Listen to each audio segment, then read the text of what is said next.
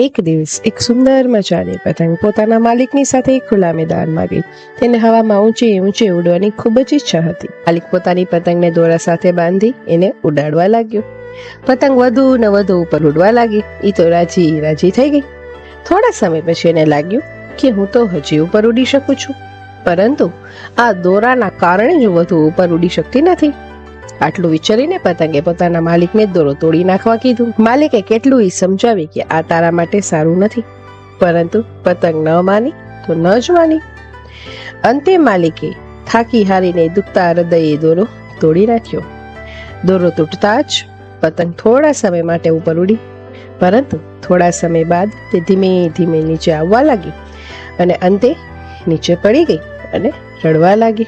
શીખ: પતંગ ત્યાં સુધી જ આકાશમાં ઊંચે ઉડે છે જ્યાં સુધી તેની દોર બંધાયેલી હોય છે. જ્યારે તે દોર કપાઈ જાય છે ત્યારે તે જમીન પર નીચે પડી જાય છે. એટલે જ વ્યક્તિએ હંમેશા પોતાના મૂળ, સંસ્કારો અને પરિવાર સાથે જોડાયેલું રહેવું જોઈએ. આ બધી જ વાતોને ક્યારેય બંધન સમજીને કાપી ન નાખવી જોઈએ, નહીતર તમારી પ્રગતિ અટકી જશે અને અધોગતિ શરૂ થઈ જશે. તમારું શું કહેવું છે આ બાબતે? મને કમેન્ટ કરીને જરૂર જણાવજો.